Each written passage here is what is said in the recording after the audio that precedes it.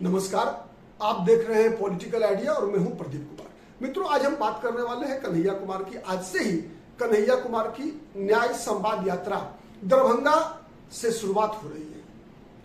और जब दरभंगा से शुरुआत हो रही है और आज ही राहुल गांधी भी दरभंगा में है, तो सवाल ये उठता है कि मिथिला कांग्रेस से नाराज क्यों है, और उसमें भी दरभंगा वह लोकसभा सीट है दर्शकों जो इंदिरा गांधी के हत्या के बाद पूरे देश भर में चली सहानुभूति लहर में भी कांग्रेस पार्टी नहीं जीत पाई थी।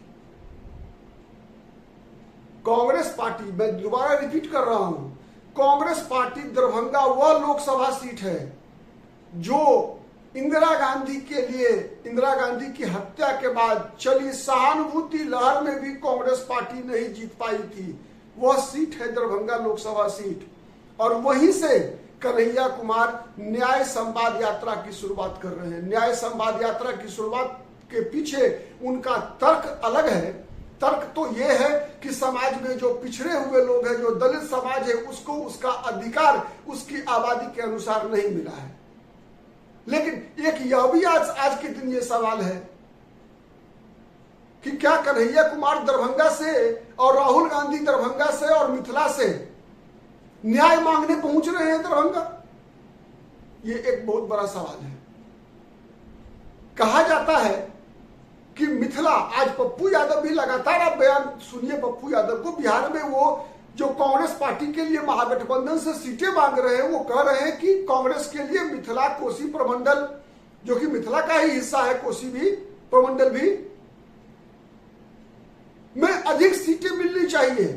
क्यों मिलनी चाहिए? इसलिए कि वो आधार, मतलब वहां कांग्रेस पार्टी का गढ़ रहा है। ये बात सच है कि कांग्रेस पार्टी से मिथिलांचल से, विशेष रूप से दरभंगा से भी कई नेता, बड़े बड़े चेहरे कांग्रेस की राजनीति में हुए, उभर कर आए।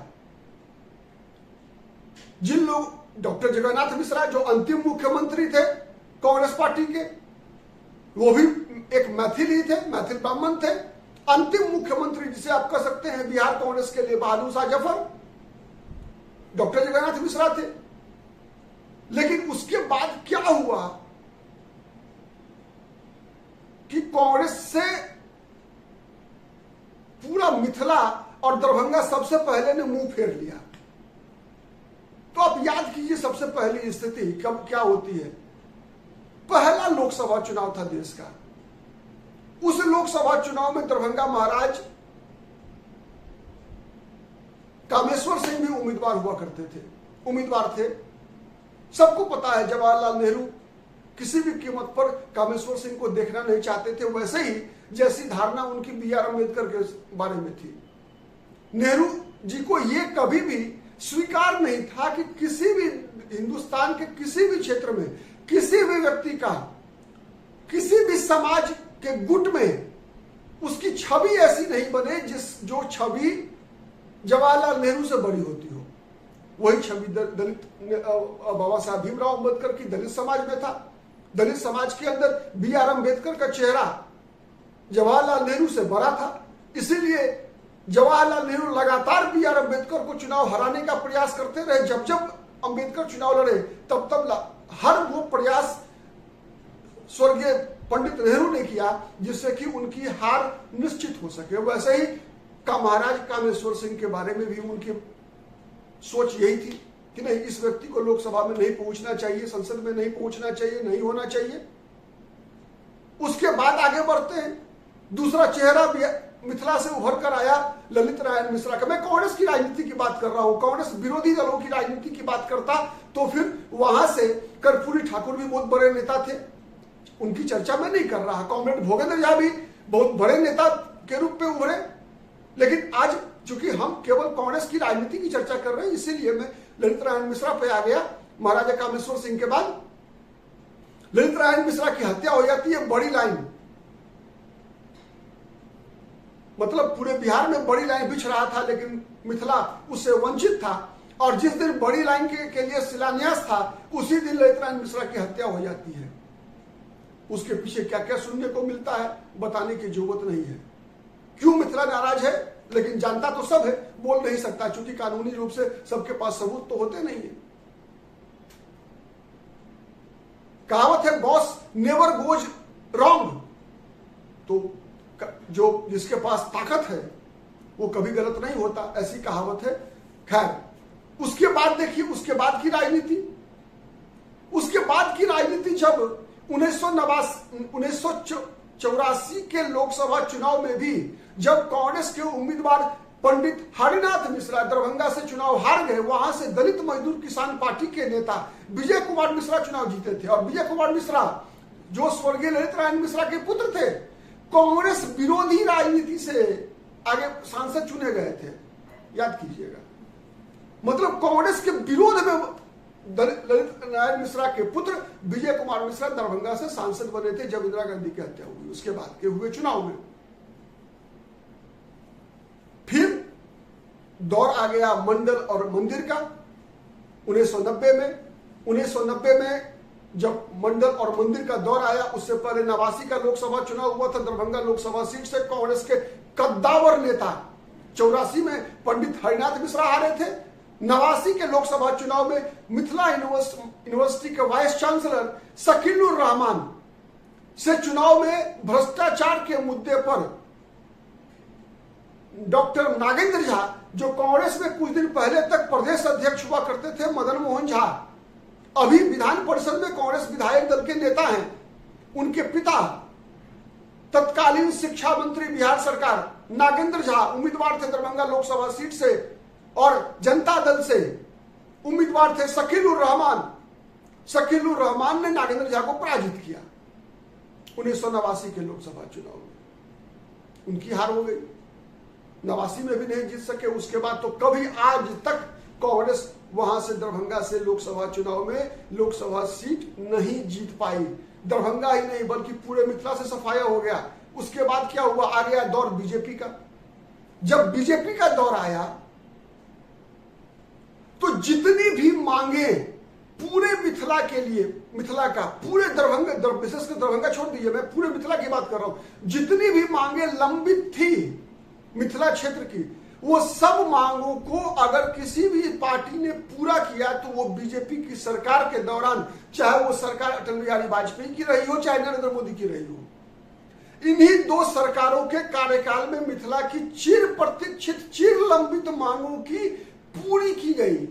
उदाहरण के लिए मैं बता रहा हूं, सबसे पहले अटल बिहारी वाजपेयी ने जो लगातार 1947 से लेकर जो मैथिली को संविधान की अष्टम अनुसूची में शामिल करने की मांग थी, उस मांग को अटल बिहारी वाजपेयी ने पूरा किया।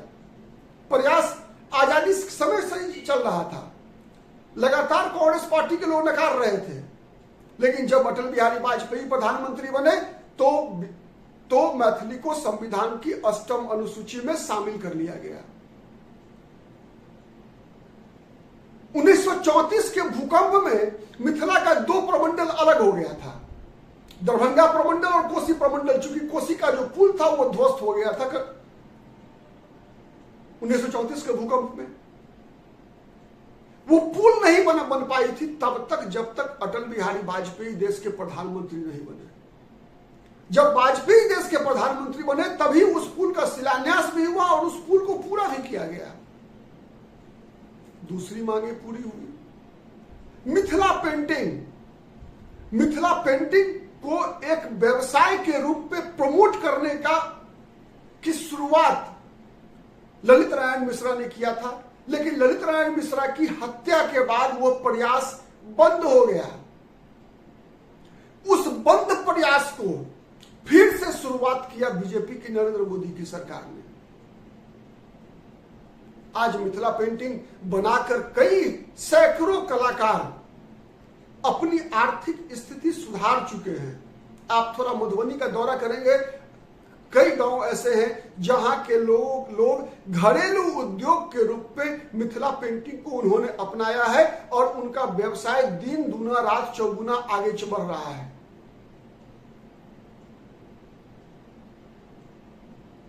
मखाना को जीआई टैग नरेंद्र मोदी की सरकार के दौरान मिला। उसके बाद से उसका दिन दूना रात चौगुना उस व्यवसाय का विस्तार हो रहा है। दरभंगा में हवाई अड्डा,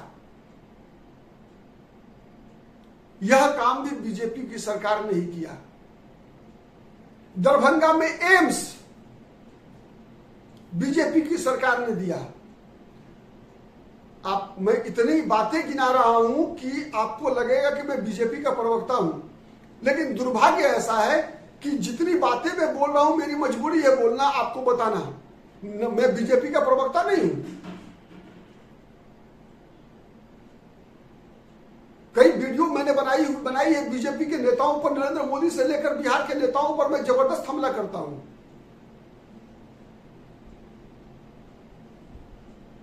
आज एम्स बन रहा है, दरभंगा एयरपोर्ट अपने व्यावसायिक स्वरूप में है। लगातार स्थानीय स्तर पर भी देखेंगे तो संजय झा बहुत अच्छा काम कर रहे हैं दरभंगा के लिए, मिथिला के लिए, पूरे मिथिला के लिए। कई अन्य संस्थान की शुरुआत हुई है दरभंगा में, तारामंडल की बात करें, साइंस सेंटर की बात करें, मधुबनी में शिल्प कला संस्थान की बात कीजिए आप। कई ऐसे विकासात्मक गतिविधि, और बड़ी रेलवे लाइन से तो पट गई है मिथिला पूरी। आज आप दरभंगा रेलवे स्टेशन की स्थिति देखिए, आज चमक रहा है। आज से 15 वर्ष पहले वही दरभंगा और मधुबनी रेलवे स्टेशन की स्थिति देख लीजिए आप, किसी हॉल्ट की तरह लगता था उस समय में।